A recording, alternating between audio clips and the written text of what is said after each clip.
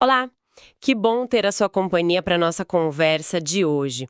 Vamos mergulhar num texto bem interessante, um sermão clássico do C.H. Spurgeon chamado O Semeador.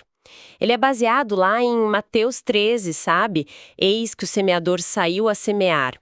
A gente separou aqui os pontos principais desse sermão, que é de 1888, para a gente entender melhor. A nossa ideia é explorar o que Spurgeon queria dizer com esse semear no sentido espiritual, sabe? Por que isso seria tão vital? E o que a figura do semeador pode ensinar para a gente hoje? Exato. E a forma como ele estrutura o sermão é bem legal, em torno de 3 perguntas sobre o semeador. Vamos tentar pegar a essência prática disso, o que ele fala sobre ação, sobre propósito, sobre a fé nesse trabalho espiritual. Ótimo, então vamos começar. Spurgeon já abre com tudo, né? Eis que o semeador saiu a semear. Ele parece colocar esse ato como mais importante até que, sei lá, batalhas ou descobertas científicas, espiritualmente falando. Qual que é a lógica dele aí? A lógica é bem direta.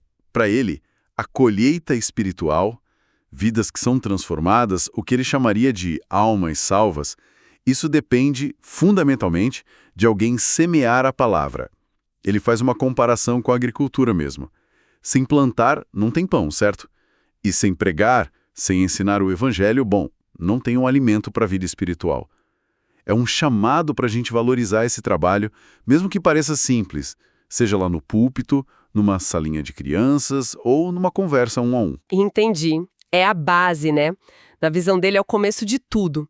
E isso já nos leva para a primeira grande pergunta que ele faz no sermão. Quem era ele? Quem é esse semeador? O texto bíblico mesmo não dá muitos detalhes, nome, origem. E o Spurgeon acha isso muito significativo. Ele diz que a identidade da pessoa, quem ela é, fica em segundo plano. O que importa mesmo é a função, é o ofício de semear. Não interessa se era alguém refinado ou mais rústico, o intelectual ou uma pessoa simples. Ele até cita uns exemplos da época dele, pessoas bem diferentes, William Huntington, que era um ex-mineiro, e o Dr. Thomas Chalmers, um acadêmico. Ou Roland Hill, que usava humor, linguagem popular, e o Robert Hall, conhecido pela retórica super elevada. A mensagem é: Deus usa todo tipo de perfil. O foco tem que ser na tarefa, ser um semeador. Interessante isso. Num mundo que valoriza tanto o perfil, o currículo, né? Essa ideia de que a função é mais importante que a pessoa. É quase radical hoje, né? É isso mesmo. Spurgeon parece dizer: olha, usa o que você tem aí, não tenta ser outra pessoa. Exatamente. Ele meio que encoraja a pessoa a semear com as mãos menores que tem, com o conhecimento que já possui. O mais importante, a semente, o evangelho e o ato de sair para semear. E isso conecta com o alerta que ele faz sobre vaidade, sabe? Sobre buscar fama pessoal. O nome do semeador lá da parábola se perdeu. Ninguém sabe quem foi. Aí Spurgeon lembra do George Whitefield, um pregador famoso, que teria dito algo tipo que meu nome morra, mas que o nome de Cristo viva para sempre. Ele contrasta isso com a fama que passa rápido, né? Dá o exemplo de Napoleão, que espalhou as iniciais por Paris, mas aquilo seria como escrever o nome na areia. Vai sumir.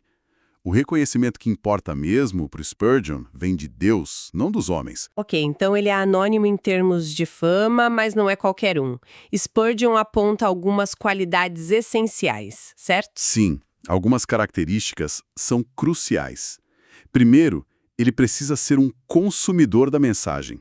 Ou seja, ele tem que se alimentar do evangelho antes de sair oferecendo. Não dá para dar o que não se tem dentro de si, né? Uhum, claro. E isso leva ao segundo ponto. Ele tem que ser um recebedor. Tem que buscar a semente lá no celeiro de Deus, como ele diz. Ou seja, receber a palavra de Deus, a direção dele, antes de poder espalhar.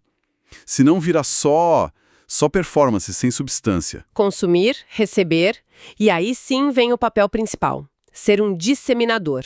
Espalhar a verdade. Ele chama de semente viva. Não é só a técnica, o jeito de falar, mas o conteúdo tem que ser o genuíno do evangelho. Isso. E Spurgeon vê esse semeador como parte de uma numa linhagem longa e nobre. Começa com o próprio Cristo, que ele chama de o semeador original. Daí segue com os apóstolos, os mártires e figuras históricas que ele admirava, tipo John Bunyan, que escreveu O Peregrino na prisão, mas continuou semeando dali. Ele via essa corrente como algo muito poderoso, sabe? Que não ia parar. Nem mesmo com as novas teologias da época dele, que ele achava que diluíam a mensagem central. Ele tinha muita convicção nisso. E tem mais uma característica que ele destaca que eu acho bem importante: a parceria com Deus. Sim, fundamental. A de ser um trabalhador junto com Deus. Quer dizer, Deus ordena que a palavra se espalhe, mas ele escolhe usar agentes humanos para fazer isso acontecer na prática. A analogia que ele usa é com o trigo. Deus criou o trigo, mas geralmente ele só cresce onde o agricultor vai lá e semeia. Do mesmo jeito, o evangelho é espalhado por vozes humanas. É uma escolha de Deus, uma colaboração. Essa ideia de colaboração é um bom gancho para a segunda pergunta do sermão: o que ele fez? A resposta parece óbvia, né? Ele saiu. Mas Spurgeon vai muito além do óbvio. Ah, com certeza. Esse sair, para ele, tem um peso enorme. Primeiro, significa decisão e urgência. É tipo um basta para ficar parado, para ficar esperando as condições ideais que nunca chegam, sabe? Spurgeon era bem direto com o pessoal da igreja dele. Apontava os problemas da Londres da época: pobreza, alcoolismo, miséria espiritual. A atitude que ele cobrava era: eu preciso começar a trabalhar agora pelo mestre. Chega de esperar. E esse sair também tem a ver com sair um pouco de si mesmo, né? Sair do foco só na própria vida espiritual. Exato. Sair da privacidade. Ele até reconhece que a vida cristã começa com um olhar para dentro, um limpar a colmeia, como ele fala. Mas não pode parar aí. A experiência pessoal tem que virar combustível para a ação lá fora. Ficar só polindo as panelas da própria espiritualidade, como ele descreve de forma bem pitoresca, leva à estagnação. A fé que não vai para fora acaba morrendo por dentro, né? Uhum. E também implica em deixar de ser só um receptor passivo. Tipo, só ouvir, só aprender. Isso. Sair da posição de mero aprendiz ou ouvinte.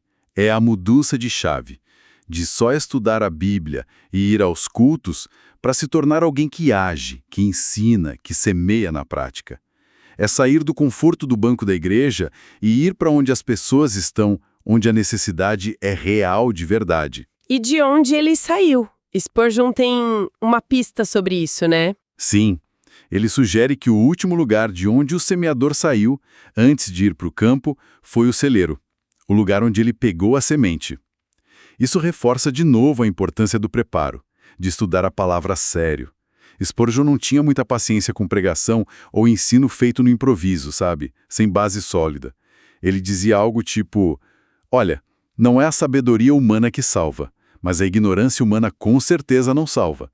Tem que ter preparo. E além do preparo intelectual, do estudo, tem a questão da oração, que para ele era central. Fundamental. Ele fala de sair do lugar onde se encharca a semente em oração. Ele até conta uma história, acho que de um pregador galês, que dizia que não subia no púlpito se não sentisse que o outro, Deus, estava indo com ele. Para Spurgeon, a semeadura que funciona mesmo não depende só do nosso esforço, precisa da presença do poder de Deus. A semente tem que ser banhada em oração para ter força de verdade. Ok, então ele se preparou, buscou a Deus em oração, e aí, para onde ele foi? Para o campo aberto. Simples assim. Onde tivesse terra, onde tivesse chance de semear. Isso significa procurar ativamente as oportunidades. Ir onde as pessoas podem estar dispostas a ouvir. E Spurgeon era bem pragmático quanto a isso. Se um lugar parece muito fechado, muito resistente por muito tempo, talvez seja hora de ir para outro campo. Ele até fala de ir para as terras pagãs, né?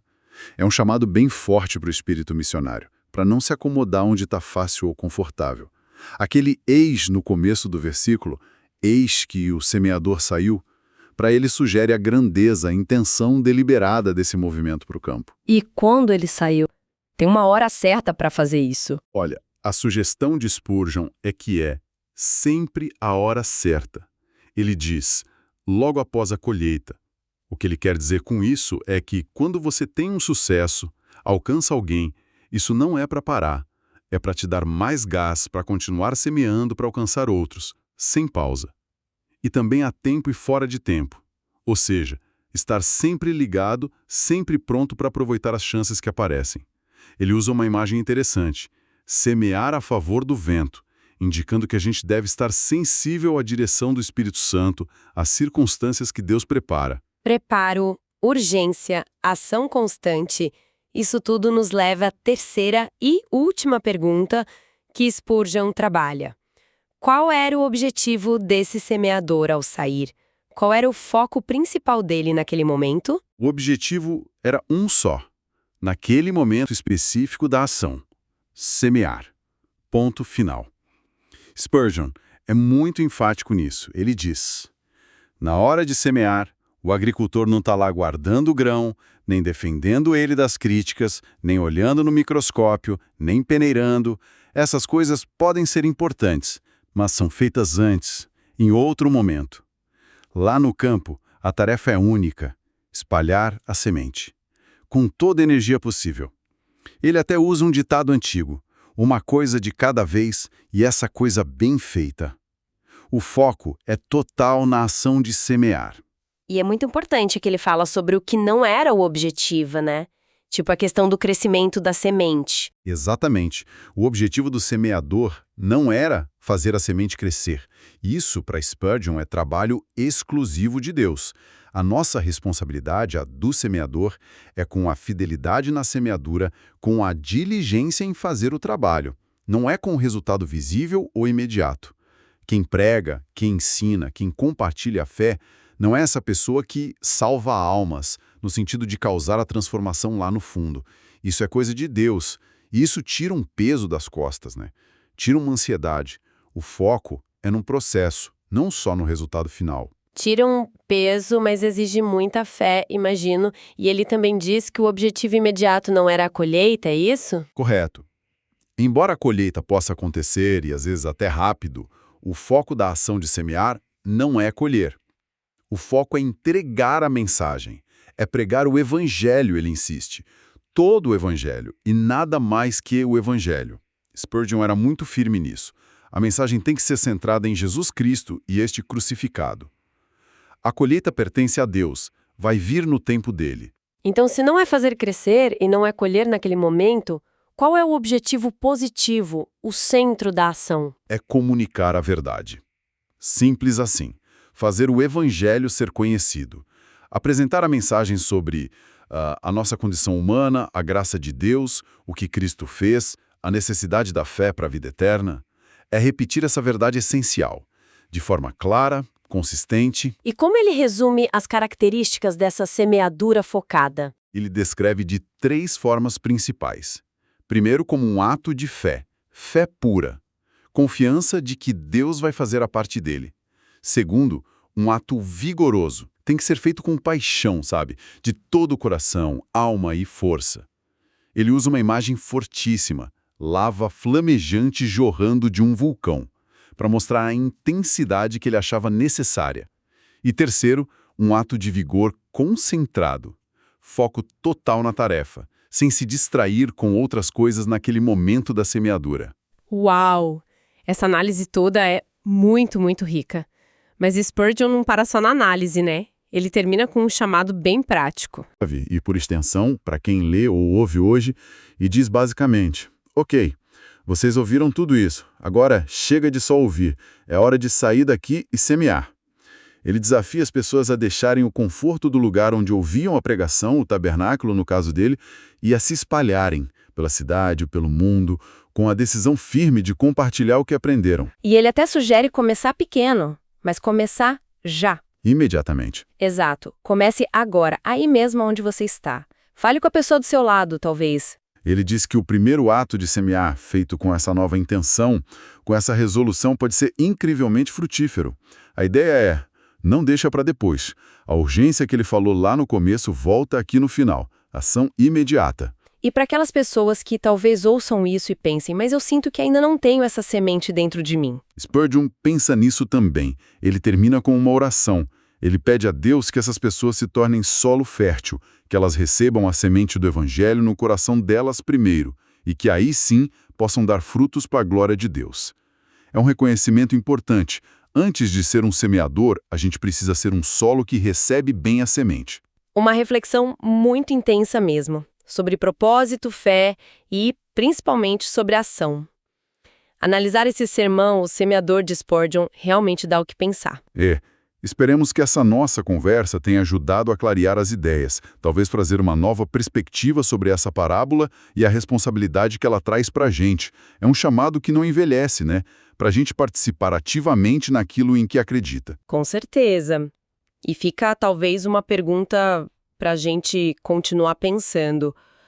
No nosso mundo de hoje, tão cheio de informação, de ruído, como a gente pode não só semear com esse vigor que Spurgeon pede, mas também garantir que a semente que a gente espalha seja autêntica, seja algo que realmente nutre. É algo para a gente refletir. Bom, este foi mais um olhar aprofundado aqui no nosso espaço. Muito obrigada pela companhia e até a próxima.